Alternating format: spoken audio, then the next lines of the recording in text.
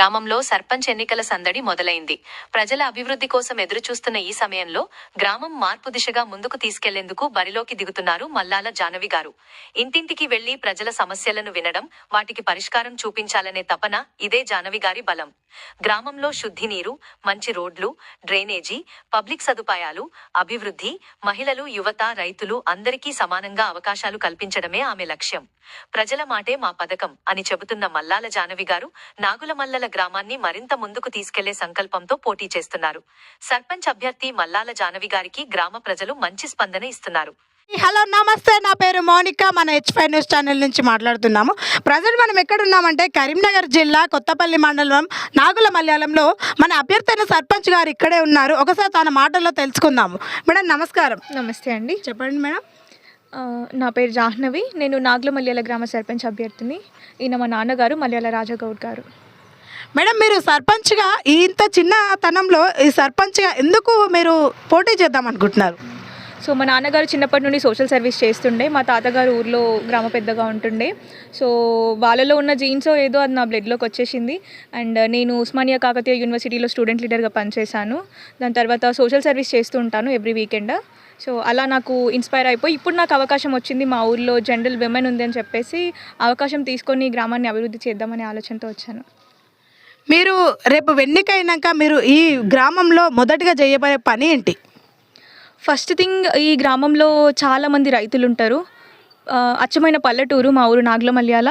So ఈ గ్రామంలో అందరు రైతులు ఉంటారు కాబట్టి రైతుల గురించి నేను ఊర్లో ఉన్న చెత్తని ఎరువుగా మార్చి, అంటే ఇప్పుడు మన తాతల టైంలో అడుగు మందు అంటూ ఇట్లా ఎరువులని రసాయనికంగా తయారు చేస్తూ ఉండేవాళ్ళు.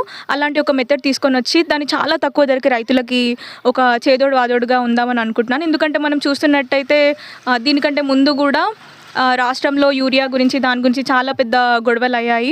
సో అలాంటిది రైతులే మనకి ఇంకా దేశానికి రైతే వెన్నుముక. సో ఫుడ్ లేకపోతే మనం ఎవరు ఉండలేము. సో నా ఎజెండాలో ఫస్ట్ ప్లాన్ రైతుల కోసమే. ఓకే. తాగునీటి సమస్య గురించి, దాని పరిష్కారం గురించి మీతో మాట్లాడదాం అనుకుంటున్నాను. ఓకే. సో ఇప్పటివరకు అయితే ప్రత్యేకంగా మా ఊర్లో చూసుకున్నట్టయితే ఒక మినరల్ వాటర్ ప్లాంట్ ఉండేది, అది పాడైపోయింది.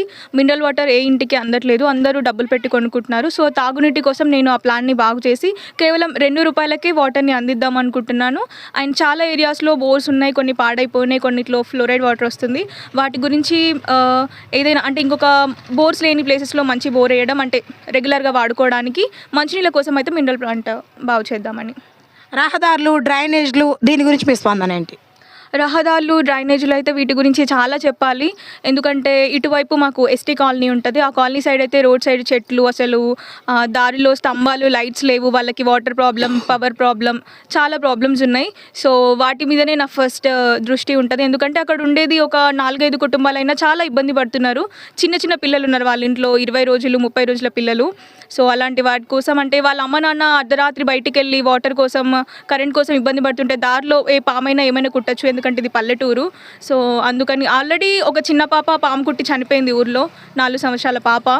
సో అలాంటివి జరుగుతున్నాయి కాబట్టి మేజర్గా ఫస్ట్ దాని మీదనే ఫోకస్ చేద్దామని అనుకుంటున్నాను. ప్రభుత్వ పథకాలను గ్రామస్తులకు మీరు ఎలా చేరజేస్తారు? 100% చేస్తాను. ఎందుకంటే ప్రభుత్వం నుండి వచ్చే ప్రతి ఒక్కటి ప్రజల హక్కు. దాన్ని అడ్డుకోవడానికి మనకి ఎలాంటి రైట్స్ లేవు. ఇంతకుముందు ఉండే సర్పంచులు కానీ ఎవరు కానీ ఎలా చేశారో నాకు తెలీదు. సో అలాంటిది ఏదైనా వాళ్ళకి ఇప్పటివరకు చాలామంది నేను ఇళ్లలోకి వెళ్తుంటే పెన్షన్ అది ఇది అని చెప్పి మాట్లాడుతున్నారు. వాటన్నిటి గురించి నేను ప్రత్యేకంగా ఫోకస్ చేసి వాటన్నిటిని నెరవేరుస్తాను. గ్రామ నిధులను ఎలా వినియోగిస్తారు? సో గ్రామ నిధుల కోసం నేను ఇప్పుడు సెంట్రల్ నుండి వచ్చే ఫండ్ అయినా స్టేట్ నుండి వచ్చే ఫండ్ అయినా ఆ ఫండ్ మొత్తం గ్రామంలో ఉన్న ప్రతి ఒక్కరికి తెలుసుకోవాల్సిన హక్కు అది వాళ్ళది, ప్రజలది. ప్రజలు ఫండ్ గురించి ప్రశ్నించే హక్కు కూడా ఉంది వాళ్ళకి. సో నేను వచ్చే ఫండ్స్కి రిలేటెడ్ ఒక డిజిటల్ బోర్డ్ మా గ్రామ పంచాయతీ దగ్గర ఏర్పాటు చేసి దాంట్లో every year and every month ఎంత ఫండ్ వస్తుంది, దాన్ని ఏ ఈవెంట్కి ఎంత ఖర్చు పెడుతున్నాము, దాని ప్రణాళిక ఏంటి అని చెప్పేసి ఆ డిజిటల్ బోర్డులో మెన్షన్ చేసి, అది ఊర్లో ఉండే చిన్న పిల్లాడి దగ్గర నుంచి 3-4 సంవత్సరాల పిల్లాడి దగ్గర నుంచి ముసలి వాళ్ళ వరకు ఎవరైనా ఆ బోర్డులో ఎప్పుడైనా చెక్ చేసుకోవచ్చు. దాన్ని ఫోటో తీసుకొని 10 మందికి షేర్ కూడా చేసుకోవచ్చు. ఓకే. గ్రామంలో అవినీతి ఆరోపణలు వస్తే మీరు ఎలా స్పందిస్తారు? అవినీతి ఆరోపణలు అంటే నేను చాలా స్ట్రాంగ్గా చెప్తున్నా, నా పాలనలో అవినీతి ఉండదు. ఎందుకంటే నేను పాలించడానికి రావట్లేదు, నేను పాలిటిక్స్ చేద్దామని రావట్లేదు. I'm not a politician. Leadership చేద్దామని వస్తున్నా, మా ఊరిని అభివృద్ధి చేద్దామని వస్తున్నా. ఖచ్చితంగా అవినీతి అనే సవాలే ఉండదు.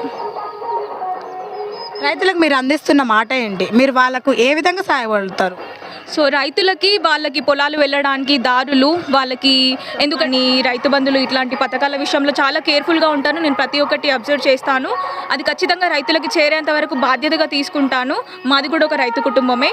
సో అండ్ దాంతోపాటు రైతులకి స్ట్రీట్ లైట్, ఎందుకంటే వాళ్ళు పొలాలకి అర్ధరాత్రి పూట వెళ్తూ ఉంటారు. సో ఆరోగ్య కేంద్రాల గురించి మీ ప్లాన్ ఏంటి? సో పాఠశాలలు అని అంటే పాఠశాల మాకు అచ్చంగా గ్రామ పంచాయతీ పక్కనే ఉంది. అండ్ కొన్ని ఊర్లలో ఒక ఊర్లో పాఠశాల తెప్పించుకోవాలి అంటే అది ఎంత కష్టమో నాకు తెలుసు. అలాంటిది మా ఊర్లో ఉన్న పాఠశాల ఆల్మోస్ట్ మూతపడిపోయే సిచ్యువేషన్కి వచ్చేసింది. కేవలం స్కూల్ మొత్తం ఒక 25 నుంచి 30 మంది మాత్రమే ఉన్నారు. అదే మీకు తెలుసు కార్పొరేట్ స్కూల్లో చూసుకుంటున్నట్టయితే ఒక్క క్లాస్లో ఒక 120 నుంచి 150 మంది ఉంటారు. అలాంటిది స్కూల్ మూతపడిపోయే సిచ్యువేషన్ వచ్చింది. దేశం బాగుపడాలి అంటే విద్య ఖచ్చితంగా ఉండాలి. Literacy plays important role. So నేను దాని మీదనే మేజర్ ఫోకస్ పెట్టి స్కూల్ డెవలప్మెంట్ కోసం అక్కడ ఫుడ్ కానీ, వసతులు, వాష్రూమ్స్ అండ్ కంప్యూటర్ ల్యాబ్స్ పెట్టించాలి అని అనుకుంటున్నాను.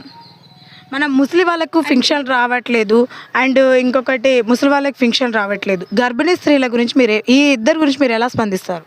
సో గర్భిణీ స్త్రీలు అంటే ఇప్పటివరకు అయితే మా ఊర్లో ఒక హాస్పిటల్ కడుతున్నారు. అండ్ వాళ్ళకి 24 గంటల సేవలు అందించడానికి నేను ఊర్లో ఒక 108 కూడా 24 hours అవైలబుల్ పెడదామని అనుకుంటున్నాను. ముసలి వాళ్ళ పెన్షన్ గురించి వస్తే ఆల్రెడీ చాలామందికి వస్తుంది. కొంతమందికి అక్కడక్కడ ఆగిపోయినాయి. వాటి మీద కూడా ఫోకస్ చేసి వాళ్ళకి ఖచ్చితంగా, ఎందుకంటే ఆ ఏజ్లో వాళ్ళు పని చేసుకోలేరు, బ్రతకడం కష్టం కాబట్టి.